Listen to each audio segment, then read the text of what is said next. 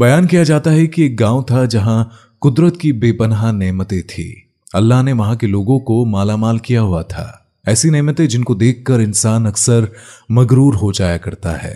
और सबसे बड़ी और बुरी बात तो ये थी कि वहां के सब लोग काफिर थे सिवाय कुछ मुसलमानों के। वो काफिर अपनी दौलत पर फक्र किया करते थे क्योंकि हर एक दौलतमंद था और किसी के पास पैसों की कोई भी कमी नहीं थी। वहां के सरदार की इकलौती बेटी थी जिसे वो बेपनाह प्यार करता था। उसकी बेटी बहुत ज्यादा घमंडी थी और जालिम थी। वहां पर जो गरीब लोग थे वो सिर्फ मुसलमान थे। तमाम काफिर जो एक दूसरे की वहां पर मदद करते थे, लेकिन मुसलमानों को देखने वाला वहां पर कोई नहीं था। सरदार की बेटी को काले जादू में महारत हासिल थी और जादू की वजह से वो गरीबों पर बहुत जुल्म करती थी। तमाम मुसलमान उससे बहुत ज्यादा परेशान थे। वो लोगों को गुलाम बनाती, मजदूर बनाती और अगर उनमें से कोई उसकी बात नहीं मानता तो उनको वो कैदी बनाकर अपने इशारों पर नचाती थी। उस बस्ती में इक्का दुक्का मुसलमान थे जिनकी कोई भी हाल नहीं पूछता था, कोई उनको बचाने वाला नहीं था।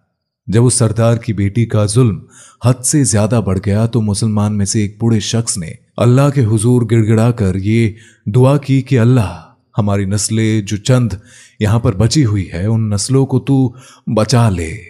इस पंडित की बेटी ने हमारा जीना दुश्वार कर दिया है। यहां पर कोई इंसान हमारा हाल चाल नहीं पूछता, ना ही दौलत है और ना ही जिस्मानी ताकत है। या अल्लाह, हमारे लिए कोई ऐसा बंदा भेज दे जो ना सिर्फ ताकतवर हो बल्कि वो इस जादूगरनी को यानी कि इस सरदार की बेटी को हरा भी दे।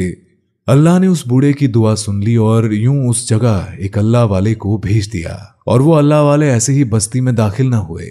एक दिन कुछ यूं अजीब सा वाकया हुआ। उन काफिरों का सरदार जंगल में सैर करने के लिए निकल पड़ा। बड़ी शान से चलता हुआ वो सफर कर रहा था कि अचानक एक जहरीला सांप उसके सामने आ गया। उस जहरीले सांप ने करीब आकर उसे डस लिया और वो बेहोश होकर वहीं पर गिर पड़ा। उसके जो गुलाम थे, उसके जो साथी थे, उन्होंने जब अपने सरदार की यह हालत देखी कि एक जहरीला सांप उनको काटकर चला गया है तो फौरन उसे घर पहुंचाया। उस लड़की ने अपने बाप की हालत देखी तो आसपास के बड़े बड़े हकीम बुलाए गए, लेकिन अजब बात तो ये थी कि लाख कोशिशों के बावजूद जहर को निकालने में हकीम नाकाम हो रहे थे और जहर तेजी के साथ उसके जिस्म में फैल रहा था। कोई भी उस जहर को जिस्म से निकालने में कामयाब न हुआ। लेकिन उसी वक्त वहां एक दरवेश की आमद हुई और एक अल्लाह वाले वहां आ गए। उन्हें तो अल्लाह वाले ने इसी मकसद के लिए भेजा था। उन अल्लाह के वली ने उसके घर के पास पहुंचकर दरवाजे को खटखटाया। नौकरों ने कहा, किससे मिलना है? उस अल्लाह वाले ने कहा, यहाँ के सरदार को सांप ने डस लिया है ना। नौकर कहने लगे, तुम्हें कैसे पता? तुम तो यहाँ पर अजनबी लगते हो और हमने तुम्हें आज तक यहाँ देखा भी नहीं है। उस अल्लाह के वली ने कहा, मुसाफिर हूं और मुझे खबर मिली है कि यहाँ के सरदार को एक जहरीले सांप ने डस लिया है और कोई भी उनका इलाज नहीं कर पा रहा है। नौकर ने कहा, तुम कौन हो? अल्लाह वाले ने कहा, मैं हकीम हूं और उनका इलाज करने आया हूं। वो नौकर अल्लाह वाले की हालत देखकर हंसने लगे क्योंकि उन्होंने फटे पुराने कपड़े पहने हुए थे और देखने से गरीब लग रहे थे। वो नौकर कहने लगे, तुम इतने बड़े सरदार का इलाज करोगे? अरे यहाँ आसपास के बड़े बड़े हकीम बुलाए गए, पैसों की कोई कमी नहीं है यहाँ, वो भी उनका इलाज नहीं कर पाए तो हमारे सरदार को तुम जैसा गरीब और एक लाचार इंसान उनका इलाज करेगा। दरवेश ने कहा, देखो, अगर तुम चाहते हो कि तुम्हारे सरदार की जान बच जाए तो फिर मुझे अंदर आने दो। वो गुलाम कहने लगे, अच्छा ठीक है, हम अंदर से इजाजत लेकर आते हैं। नौकर अंदर गए और सरदार की बेटी से कहा, बाहर एक गरीब आया है और हुलिये से फकीर लग रहा है, लेकिन कहता है कि मैं सरदार का इलाज कर दूंगा और वो जहर जो तेजी से फैलता जा रहा है उसको निकाल कर फेंक दूंगा। उसकी बेटी ने कहा, ठीक है, उसको अंदर बुला लाओ।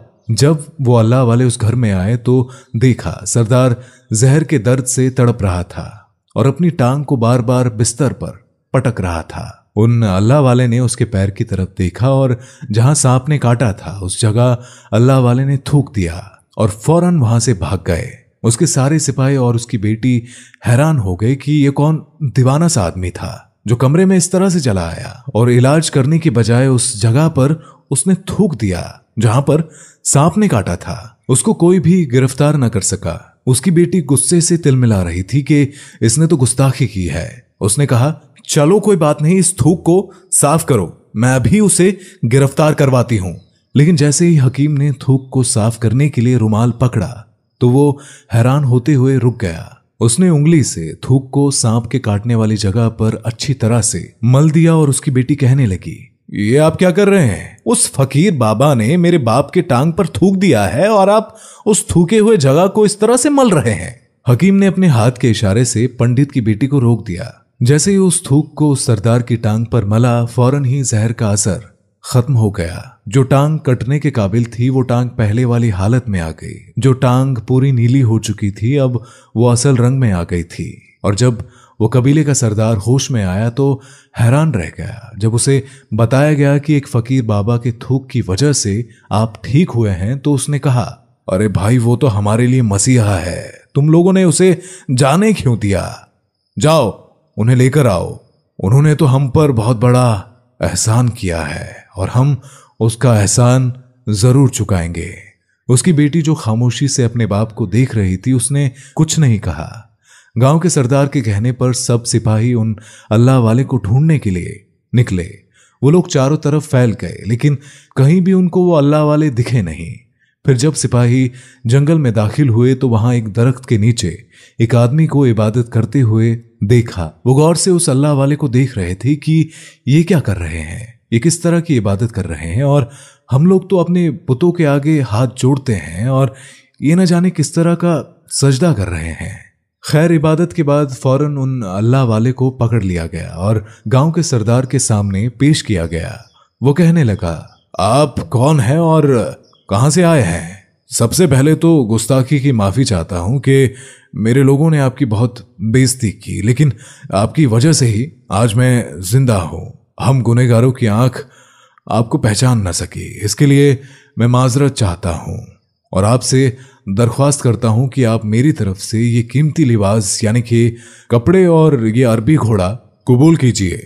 अल्लाह वाले ने मुस्कुराकर उसकी तरफ देखा और बोले, अच्छा, ये घोड़ा और लिबास बहुत कीमती मालूम पड़ रहा है।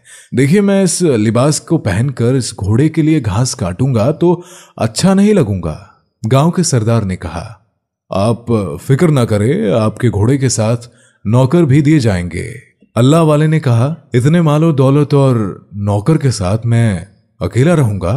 गांव का सरदार बोला, हुजूर, आपकी बात सुनकर मैं सोच में गुम हो गया हूं, लेकिन बहरहाल ये मेरी बेटी आपके सामने है।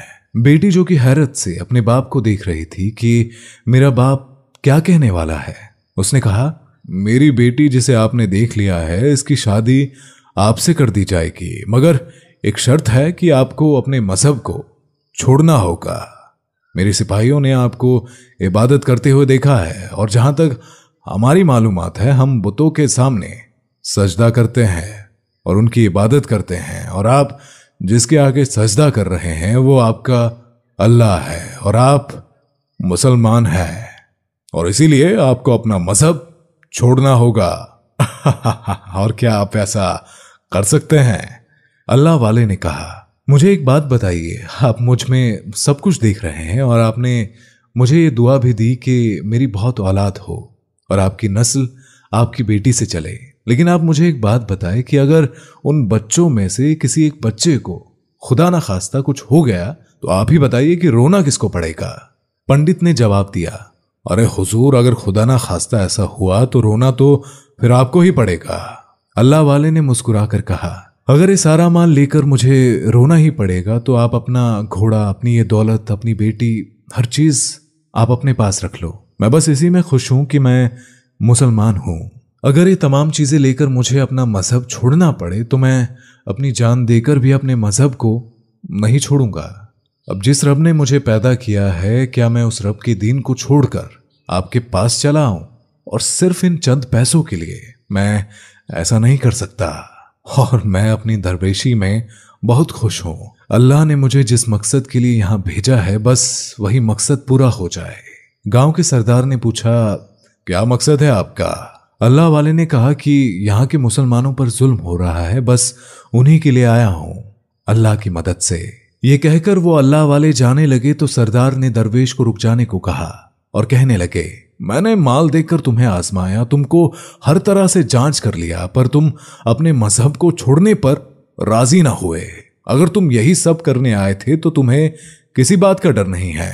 क्या तुम जानते नहीं कि हम कितने ताकतवर हैं और हमारी बेटी अपने अमल में इतनी माहिर है कि तुम्हें यहीं खड़े खड़े जंगली जानवर बना सकती है। अल्लाह वाले ने कहा, इसने जानवर तो कमजोर लोगों को बनाया होगा, जरा ये मुझे बनाकर दिखाए।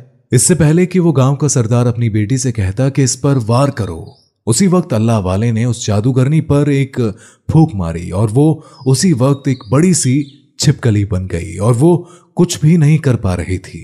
वो इतनी बड़ी छिपकली थी कि वहां पर जितने भी इंसान थे उन सब में उसका कद सबसे ऊंचा था। वो छिपकली अल्लाह वाले के पास आने लगी और अपना जहर उन पर उगलना चाहती थी, तो उसी वक्त उन्होंने उसके मुंह पर थूक दिया और थूकने की देर ही थी कि वो जलने लगी।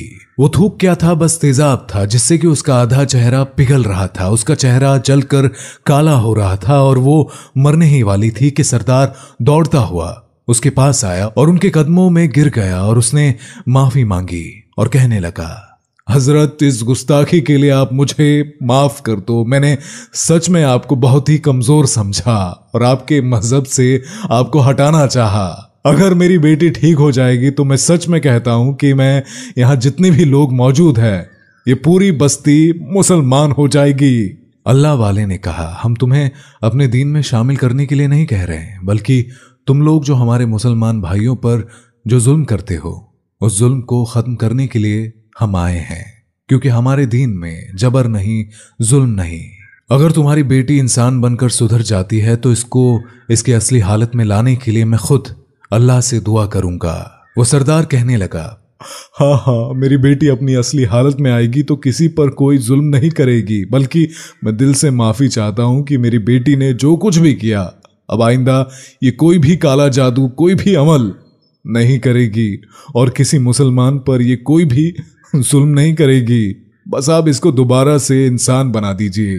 अल्लाह वाले ने उस छिपकली पर दोबारा से फूंक मारी तो वो इंसान बन गई और अल्लाह वाले के कदमों से लिपट गई और कहने लगी, मुझे माफ कर दीजिए, मैंने अपने आप को बहुत ही ताकतवर समझा था। उस लड़की का आधा चेहरा काला हो चुका था। वो कहने लगी, मैं आज अपने बाप के साथ आपके दस्ते मुबारक पर मुसलमान होना चाहती हूँ और ये वादा करती हूँ कि आज से इस बस्ती में कोई भी काफिर मुसलमान नहीं होगा, बल्कि सब मिलजुल कर आपस में भाईचारे के साथ रहेंगे और सब मुसलमान हो जाएंगे। और यूं एक अल्लाह वाले के हाथों पर पंडित और उसकी बेटी ने इस्लाम कबूल किया और फिर पंडित ने अल्लाह वाले से अपनी बेटी की शादी कर दी और उस बस्ती में अमनो अमान कायम हो गया। अल्लाह हाफिज।